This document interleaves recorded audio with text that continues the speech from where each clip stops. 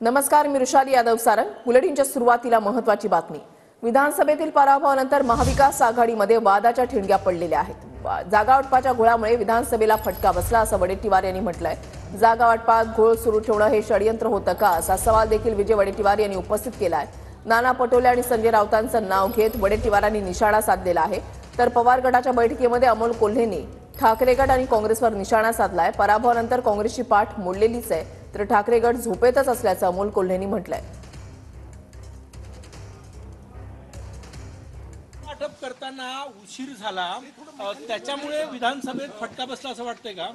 नाही, विधानसभेला फटका बसण्याचे अनेक कारण असले तरी हे पण कारण नक्कीच आहे. 20 दिवस आम्ही जागेंचा घोळ ठेवला. नाना पटोले आणि संजय राऊत हे दोन प्रमुख नेते त्या ठिकाणी होते, त्यामध्ये आम्ही होतो. परंतु जागा वाटपाचा तिढा जर 2 दिवसात संपला असता तर 18 दिवस आम्हाला प्रचारासाठी आणि प्लॅनिंगसाठी उपयोगी पडले असते. आम्ही कुठलंही प्लॅनिंग करू शकलो नाही. आम्हाला कुठलंही प्लॅनिंग करता आलं नाही. आम्हाला निवडणुकीसाठी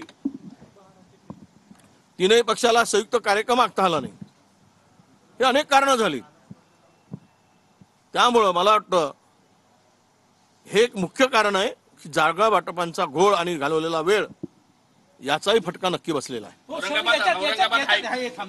याच्यात शंका येत आहे का, काय असं वाटतंय का ह्या सगळ्या जागा वाटपाच्या? नाही, मी म्हणतो ना, खरं म्हणजे कदाचित प्लॅनिंग आहे का, इतका वाढवलेला, इतके जो वेळ वाया घालवला. बैठकीची वेळ 11 वाजता, यायचं 2 वाजता. अनेक नेते उशिरा येत होते, त्यामध्ये मी कोणाचं नाव घेणार नाही. आणि यामुळे हा बैठकांचा वेळ लांबत गेला. एकेका जागेवरून वारंवार त्याच गोष्टी होत गेल्या.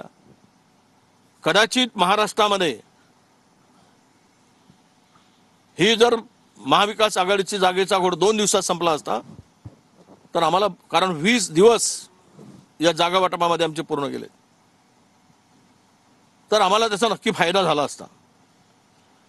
परंतु यामध्ये वेळ घालवण्यामध्ये कुठं काही षडयंत्र प्लॅनिंग होतं का, अशी शंका घेण्यास हरकत नाही. राज्यातील परिस्थिती पाहिली तर ठाकरे गट झोपेतून जागा व्हायला तयार नाही.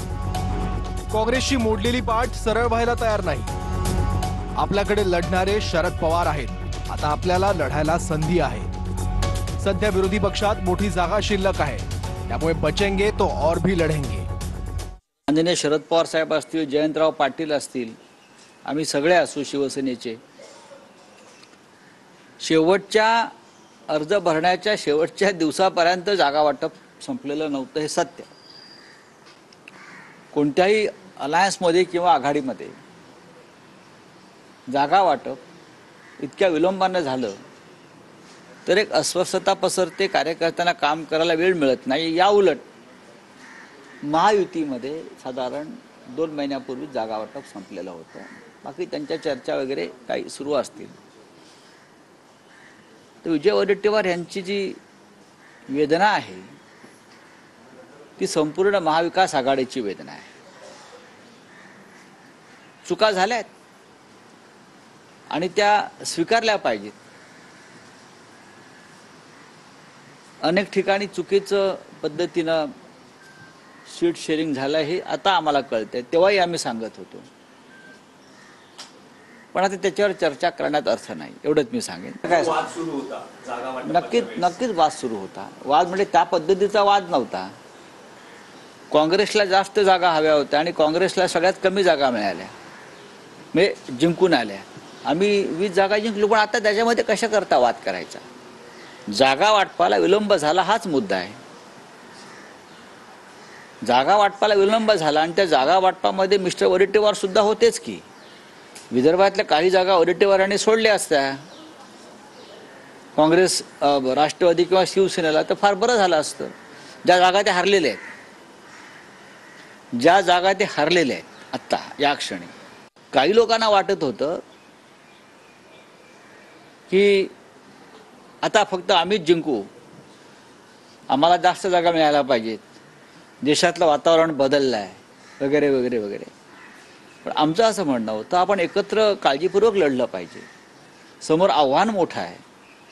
लोकसभा निवडणुकीतला विजय वेगळा आहे, त्यानंतर लोकसभा निवडणुकीतल्या आपल्या विजयानंतर समोर चा जो सत्ताधारी पक्ष आहे तो सावध झालेला आहे.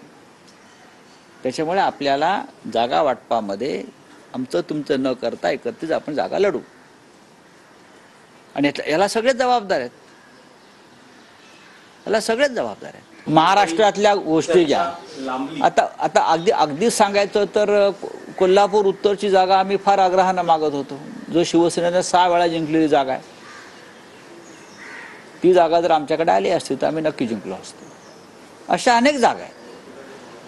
काही ठिकाणी वाटत होतं आम्ही राष्ट्रवादी काँग्रेस जिंकेल, पुढे काँग्रेस जिंकेल, पण त्या संदर्भात सकारात्मक चर्चा काही वेळेला होऊ शकली नाही. प्रत्येकाला आपापल्या जागा हव्या होत्या आणि कोणाला तरी सर्वाधिक जागा लढून राज्याचं मुख्यमंत्रीपद हवं होतं किंवा अजून काय असेल. काँग्रेसच्या केंद्रीय समितीनं म्हणावं तसा हस्तक्षेप केला नाही जो करायला पाहिजे होता. महाराष्ट्रासारखं राज्य महाविकास आघाडीच्या हातून जाणं ही या राज्यासाठी दुर्घटना आहे.